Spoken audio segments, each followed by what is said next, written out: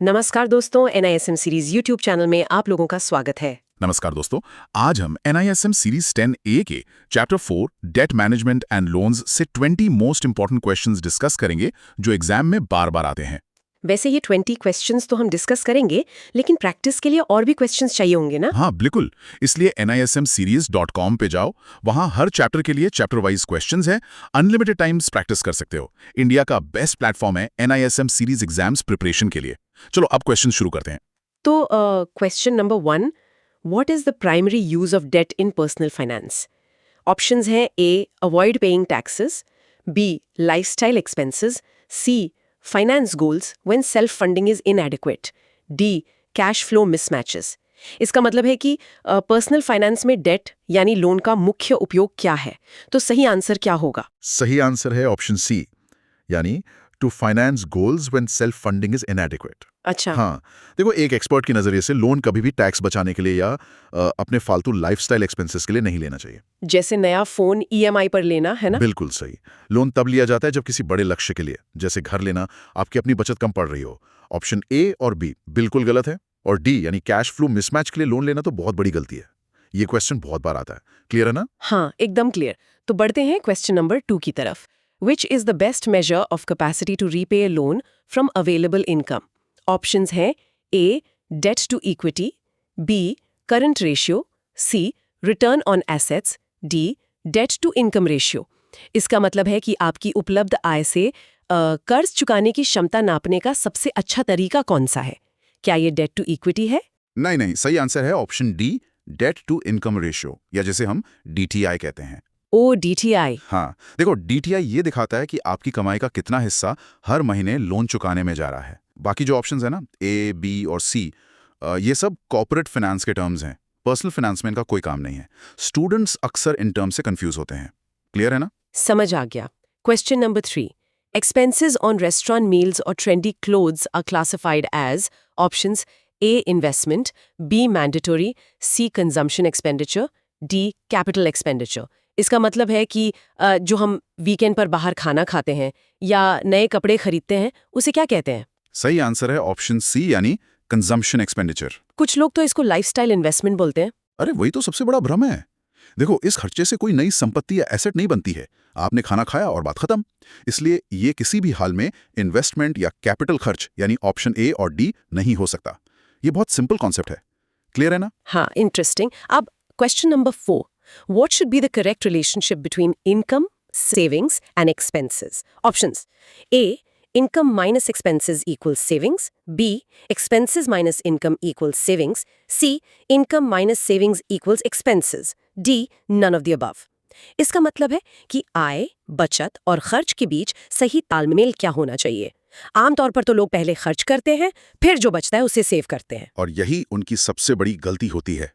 सही आंसर है option C, यानी income minus savings equals expenses. अच्छा, पहले सेविंग्स। बिल्कुल। गोल्डन रूल ये है कि जैसे ही इनकम आए, पहले अपनी बचत को अलग निकाल लो, फिर जो पैसा बचे उसमें अपना खर्च चलाओ। अगर आप ऑप्शन A फॉलो करोगे ना, तो उन खर्च कभी खत्म ही नहीं होंगे और बचत जीरो हो जाएगी। स्टूडेंट्स यहाँ ऑप्शन A पर टिक करके फंस जाते हैं। क्लियर है ना? सही बात है। Question number 5, if a person receives a sudden windfall gain, what should they ideally do? Options: A, spend it on luxury items, B, invest 100% in high-risk stocks, C, quit their job, D, set apart a healthy portion for the future। इसका मतलब है कि अगर अचानक कोई बड़ा फायदा या लॉटरी लग जाए तो क्या करना चाहिए? सही आंसर है option D, set apart a healthy portion for the future. पर लोग तो सीधे लग्जरी गाड़ी लेने भागते हैं। हाँ, और वही उनकी बेवकूफ़ी है। एग्जाम टिप ये है कि स्टूडेंट्स अक्सर ऑप्शन B, यानी 100% रिस्की स्टॉक्स वाले ऑप्शन से कंफ्यूज होते हैं। लेकिन देखो, अचानक आए पैसे को पूरा का पूरा रिस्क में डालना बिल्कुल समझदारी नहीं है। उसे फ्यूचर के लिए सिक्योर करना जरूरी है। क्लियर है ना? समझ गई। Question number 6, which loan is most appropriate for purchasing appreciating assets? Options हैं A, credit card debt, B, personal loan, C, home loan, D, pawn shop loan। इसका मतलब है कि मूल्य बढ़ने वाले यानी appreciating assets के लिए कौन सा लोन सबसे सही है? सही आंसर है ऑप्शन C, होम लोन। ये होम लोन ही क्यों? क्योंकि देखो, घर की कीमत समय के साथ बढ़ती है, इसलिए ये अप्रिशिएटिंग एसेट है और होम लोन पर ब्याज भी कम लगता है। बाकी जो ऑप्शंस है ना, A और B, वो अक्सर घटती हुई वैल्यू वाली चीजों के लिए होते हैं, जैसे गाड़ी या मोबाइल, और उन पर ब्याज बहुत ज्यादा होता है। क्लियर है ना? एकदम clear. Question number 7. What does revolving credit in a credit card mean? Options: A. Using the card for international travel. B. Carrying over an unpaid amount to the next cycle. C. Upgrading the card limit. D. Paying the full bill on time. इसका मतलब है कि revolving credit क्या होता है? क्या इसका संबंध इंटरनेशनल ट्रैवल से है? नहीं नहीं, ट्रैवल से बिल्कुल नहीं। सही आंसर है option B, carrying over an unpaid amount to the next cycle. अच्छा, तो ये घूमकर वापस आता है? बिल्कुल सही पकड़ा। जो पैसा आप ड्यू डेट तक नहीं चुकाते, वो अगले बिलिंग साइकिल में रिवॉल्व होके भारी ब्याज के साथ जुड़ जाता है। ऑप्शन ए, सी और डी एकदम गलत हैं। यहाँ काफी लोग कंफ्यूज होते हैं। क्लियर है ना? बाप रे, ये तो सच में ट्रैप है। Question number 8. A good credit score helps to. Options है: A. Waive off the loan completely. B. Get government grants. C. Determine interest rate, loan eligibility and credit limits favourably. D. Eliminate the need for collateral. इसका मतलब है कि अच्छा credit score किस काम आता है? क्या इससे लोन माफ हो जाता है? अरे नहीं नहीं, लोन कोई माफ नहीं करता। सही आंसर है ऑप्शन सी, अच्छा, यानी बेटर इंटरेस्ट रेट। हाँ, देखो, अच्छा सिविल स्कोर बैंक को बताता है कि आप भरोसेमंद हैं। इससे आपको सस्ता ब्याज मिलता है, जल्दी लोन मिलता है और क्रेडिट लिमिट बढ़ती है। ऑप्शन ए और बी तो बस मजाकिया ऑप्शंस हैं और कोलैटरल की जरूरत स्कोर पर नहीं, लोन के टाइप पर डिपेंड करती है। क्लियर है ना? Options: A. They involve more paper work. B. The lender takes no security और collateral. C. They have longer tenures. D. They are processed slower. इसका मतलब है कि अनसिक्योर्ड लोन सिक्योर्ड लोन से महंगे क्यों होते हैं? देखो, इसका सही आंसर है option B, the lender takes no security और कोलैटरल। मतलब बैंक का रिस्क ज्यादा होता है। एकदम सही। बिना किसी गारंटी के बैंक सबसे बड़ा रिस्क ले रहा होता है। अगर आपने पैसे नहीं दिए तो बैंक के पास बेचने के लिए कुछ नहीं है, इसलिए इस बड़े रिस्क की भरपाई के लिए वो ब्याज दर ज्यादा रखते हैं। पेपर वर्क या टेन्योर का इससे कोई लेना देना नहीं है। क्लियर है ना? हाँ, एकदम लॉजिकल है। Question number 10. In which type of loan does the interest rate remain the same throughout the entire tenure? Options: A. Variable rate loan. B. Floating rate loan. C. Discount rate loan. D. Fixed rate loan. इसका मतलब है कि किस loan में पूरी अवधि के दौरान ब्याज दर एकदम समान रहती है। सही आंसर है ऑप्शन डी, यानी फिक्स्ड रेट लोन। ये तो नाम से ही पता चल रहा है। हाँ बिल्कुल, जब आप फिक्स्ड रेट पर अग्री करते हैं तो मार्केट चाहे जितना ऊपर नीचे हो जाए, आपकी ईएमआई 1 रुपए भी नहीं बढ़ेगी। वहीं दूसरी तरफ फ्लोटिंग या वेरिएबल रेट लोन में ब्याज दर मार्केट के हिसाब से बदलती रहती है। एग्जाम में ये डिफरेंस जरूर पूछते हैं। क्लियर है ना? वैसे 10 क्वेश्चंस हो गए, थोड़ा सा ब्रेक ले लेते हैं। हाँ, और ये भी बता दूं कि अगर तुम सोचते हो कि सिर्फ ये 20 क्वेश्चंस काफी हैं, तो गलत है। प्रैक्टिस और भी चाहिए। nismseries.com पे hundreds of questions हैं हर चैप्टर के, प्रॉपर मॉक टेस्ट्स के साथ। अनलिमिटेड प्रैक्टिस करो, कॉन्फिडेंस बढ़ाओ। चलो रिमेनिंग 10 क्वेश्चंस करते हैं। चलिए, question number 11. What is the key difference between hire purchase and lease? Options हैं: A. Lease involves buying the asset immediately. B. In hire purchase, the user becomes the owner after the final installment. C. Hire purchase has no interest component. D. They are exactly the same. मुझे इन दोनों शब्दों में हमेशा confusion होती है। सही answer है option B, in hire purchase the user becomes the owner after the final instalment. अच्छा, मतलब आखिरी किश्त भरते ही हम मालिक बन जाते हैं। बिल्कुल। देखो, लीज एक तरह का किराया है जहां आप कभी मालिक नहीं बनते, बस उसे यूज करने का पैसा देते हो। लेकिन हायर परचेज में जैसे ही आप लास्ट ईएमआई भरते हो, एसेट लीगली आपका हो जाता है। ऑप्शन ए और सी बिल्कुल गलत स्टेटमेंट्स हैं। क्लियर है ना? समझ आ गया। Question number 12. The mathematical process of paying off a loan over time through regular EMIs is called. Options: A. Compounding. B. Discounting. C. Amortization. D. Leveraging. इसका मतलब है कि EMI के जरिए समय के साथ लोन चुकाने की प्रक्रिया को क्या कहते हैं? सही आंसर है ऑप्शन सी, यानी amortization। ये वर्ड थोड़ा कॉम्प्लिकेटेड लगता है। देखो, इसके लिए एक बहुत अच्छी मेमोरी ट्रिक है मेरे पास। amortization में मॉट छुपा है, जिसका मतलब होता है डेथ या मरना। तो ईएमआई के जरिए आप हर महीने अपने लोन के प्रिंसिपल अमाउंट को धीरे धीरे मारते हैं, इसलिए इसको amortization कहते हैं। कंपाउंडिंग और डिस्काउंटिंग बिल्कुल अलग कॉन्सेप्ट्स हैं। क्लियर है ना? अरे वाह, ये ट्रिक तो मैं नहीं भूलने वाली। Question number 13. When a borrower takes a new loan to pay off an existing loan to get a lower interest rate, it is called. Options: A. Foreclosure. B. Moratorium. C. Refinancing. D. Hypothecation. इसका मतलब है कि नया loan लेकर पुराना loan चुकाना। क्या इसको फोक्लोजर कहते हैं? नहीं, लोग ये गलती करते हैं। सही आंसर है ऑप्शन सी, रीफाइनेंसिंग। ओ, रीफाइनेंसिंग। तो फोक्लोजर क्या होता है? फोक्लोजर का मतलब होता है अपने खुद के पास से पैसे देकर लोन को पूरी तरह बंद कर देना। लेकिन जब आप नया सस्ता लोन लेकर पुराना महंगा लोन चुकाते हैं ना, उसे रीफाइनेंस करना कहते हैं। इससे आपकी ईएमआई कम हो जाती है। क्लियर है ना? समझ गई। Question number 14. A temporary period during which regular EMI payments are suspended due to extraordinary circumstances without being classified as default is called. Options: A. Forgiveness, B. Amnesty, C. Moratorium, D. Grace limit. इसका मतलब है कि जब emergency में bank EMI रोकने की permission दे दे तो उसे क्या कहेंगे? सही आंसर है ऑप्शन सी, मॉरेटोरियम। जैसे कोविड के टाइम पर हुआ था? एकदम सही एग्जाम्पल दिया तुमने। उस टाइम आरबीआई ने लोगों को मॉरेटोरियम दिया था। आप कुछ महीने ईएमआई नहीं भरते और बैंक आपको डिफॉल्टर भी नहीं मानता। लेकिन ध्यान रखना, ऑप्शन ए फॉरगिवनेस गलत है, क्योंकि बैंक लोन माफ नहीं कर रहा, बस थोड़ा वक्त दे रहा है। क्लियर है ना? बिल्कुल। Question number 15. In an auto loan, where the asset remains with the borrower, but the lender has a charge over it, the arrangement is called.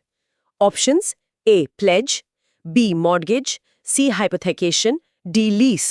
इसका मतलब है कि कार लोन में गाड़ी हमारे पास रहती है, पर बैंक का उस पर अधिकार होता है। इसे क्या कहते हैं? इस टेक्निकल टर्म का सही आंसर है ऑप्शन सी, हाइपोथेकेशन। अच्छा, तो कार बैंक के पास नहीं रखते हम? नहीं, कार आप रोज चलाते हो, एसेट आपके पास है। लेकिन अगर आप कार की आरसी देखेंगे ना, तो उस पर लिखा होता है कि ये गाड़ी बैंक के पास हाइपोथेकेटेड है। अगर आपने किस्त नहीं भरी तो बैंक गाड़ी उठा लेगा। ये क्वेश्चन स्टूडेंट्स अक्सर गलत करते हैं। क्लियर है ना? हाँ, ये आरसी वाला एग्जाम्पल बहुत सही था। Question number 16. What is the primary difference between a pledge and a mortgage? Options: A. A pledge is for large loans, mortgage is for small loans. B. A pledge involves handing over movable assets as security, while mortgage is for immovable assets. C. Mortgage requires no collateral. D. They are interchangeable terms. दोनों का मतलब तो गिरवी रखना ही होता है ना? हाँ, आम भाषा में दोनों गिरवी रखना है, पर टेक्निकल फर्क है। सही आंसर है ऑप्शन बी। मतलब एसेट्स अलग-अलग टाइप के होते हैं? बिल्कुल। अगर आप सोने के गहने जो कि मूवेबल हैं उन्हें बैंक को देते हैं तो वो प्लेज है। लेकिन अगर आप अपना घर या जमीन जो इमूवेबल है उसे गिरवी रखते हैं तो वो मॉर्गेज कहलाता है। साइज ऑफ लोन का इससे कोई फर्क नहीं पड़ता। क्लियर है ना? एकदम क्लियर। मूवेबल मतलब प्लेज और इमूवेबल मतलब mortgage. Question number 17. The debt payoff strategy where the loan with the highest interest rate is cleared first is known as options: A. The snowball method, B. The blizzard method, C. The avalanche method, D. The overdraft method. इसका मतलब है जहां सबसे महंगे loan को पहले चुकाया जाए उस स्ट्रैटेजी को क्या कहते हैं? सही आंसर है ऑप्शन सी, यानी द एवलांच मेथड। एवलांच, ये पहाड़ से बर्फ गिरने वाला नाम क्यों? क्योंकि ये एक अग्रेसिव मैथमेटिकल अप्रोच है। इसमें आप सबसे हाई इंटरेस्ट रेट वाले लोन पर पूरी ताकत लगाते हैं ताकि लंबे समय में आपका सबसे ज्यादा पैसा बचे। बाकी ऑप्शंस जैसे ब्लिजर्ड या ओवरड्राफ्ट तो बस डिस्ट्रैक्ट करने के लिए दिए गए हैं। क्लियर है ना? सही है। फिर क्वेश्चन नंबर 18 भी इससे मिलता जुलता है। In the snowball method of debt repayment, which loan is targeted first? Options: A. The loan with the highest interest rate, B. The loan with the longest tenure, C. The lowest loan amount, D. The largest loan amount. तो snowball strategy में किस loan को पहले target करते हैं? सही answer है option C, the lowest loan amount. पर पहले छोटे लोन को क्यों? ब्याज तो बढ़े पर लग रहा होगा ना? देखो, यहाँ मैथ्स नहीं साइकोलॉजी काम आती है। जब आप सबसे छोटे लोन को जल्दी से खत्म कर देते हो तो आपको एक जीत का एहसास होता है, एक मोटिवेशन मिलता है कि हाँ, मैं कर्ज मुक्त हो सकता हूँ, और यही मोटिवेशन आपको आगे बढ़ने में मदद करता है। दोनों स्ट्रेटजीज एग्जाम के लिए बहुत इंपॉर्टेंट है। क्लियर है ना? बहुत इंटरेस्टिंग है ये ह्यूमन साइकोलॉजी वाला angle. Question number 19. A home equity loan is commonly known in India as options: A. Personal loan, B. Loan against property (LAP), C. Overdraft, D. Microfinance. इसका मतलब है कि होम इक्विटी लोन का दूसरा नाम क्या है? सही आंसर है ऑप्शन बी, यानी लोन अगेंस्ट प्रॉपर्टी, जिसे हम एलएपी भी कहते हैं। तो LAP तो बहुत सुना है। हाँ, इसमें लोग अपने खुद के घर के कागज बैंक के पास रखकर एक बड़ा लोन लेते हैं। ये एक सिक्योर्ड लोन होता है, इसलिए इसकी ब्याज दर पर्सनल लोन से काफी कम होती है। बाकी ऑप्शंस यहाँ परफेक्टली फिट नहीं होते। क्लियर है ना? हाँ, एकदम। और अब आखिरी सवाल। Question number 20. To maintain a healthy credit score, how should one manage their credit utilization? Options: A. Keep it as close to 100% as possible. B. Keep it low. C. Exceed the limit occasionally. D. It has no impact on the credit score. इसका मतलब है अच्छा score बनाए रखने के लिए अपनी credit limit को कितना यूज करना चाहिए। सही आंसर है ऑप्शन बी, कीप इट लो। पर अगर मुझे 1 लाख की लिमिट मिली है तो मैं पूरी यूज क्यों नहीं कर सकती? देखो, अगर आप पूरी लिमिट यूज कर लोगे तो बैंक के सिस्टम को लगेगा कि आपको पैसे की बहुत सख्त जरूरत है और आप क्रेडिट हंग्री हो। इससे आपका रिस्क प्रोफाइल बढ़ जाता है और स्कोर गिरने लगता है। इसलिए हमेशा लिमिट का 30% ही यूज करना चाहिए। 100% यूज करना सबसे बड़ी गलती है। क्लियर है ना? समझ आ गया, लिमिट होने के बाद भी लालच नहीं करना। तो ये थे हमारे 20 मोस्ट इंपॉर्टेंट क्वेश्चंस इस चैप्टर से। काफी डिटेल डिस्कशन हुई, स्टूडेंट्स को बहुत हेल्प मिलेगी। हाँ, लेकिन अब एक्शन लेना पड़ेगा। Thank you for watching this video. मुझे उम्मीद है कि सब क्लियर हो गया होगा। और अगर तुम्हें और प्रैक्टिस करनी है, जो डेफिनेटली करनी चाहिए, तो nismseries.com पे जाओ। इंडियाज मोस्ट ट्रस्टेड प्लेटफॉर्म है NISM प्रेपरेशन के लिए। सारे चैप्टर्स के क्वेश्चंस, अनलिमिटेड मॉक टेस्ट, सब कुछ मिलेगा। बिल्कुल। और अगर इस चैप्टर से कोई स्पेसिफिक डाउट है या कोई कंफ्यूजन है तो कमेंट सेक्शन में जरूर लिखना। Will try to help. पर एक मिनट, जाने से पहले एक बात सोचिएगा। क्या? हमने मोरेटोरियम की बात की, जहां आप कुछ समय के लिए EMI रोक सकते हैं, लेकिन क्या उस रोके गए समय के दौरान बैंक आपसे ब्याज चार्ज करना बंद कर देता है, या वो ब्याज अंदर ही अंदर बढ़ता रहता है? इसके बारे में रिसर्च जरूर कीजिएगा। ये बहुत ही शानदार सवाल है सोचने के लिए। All the best for your NISM exam. Practice करते रहो।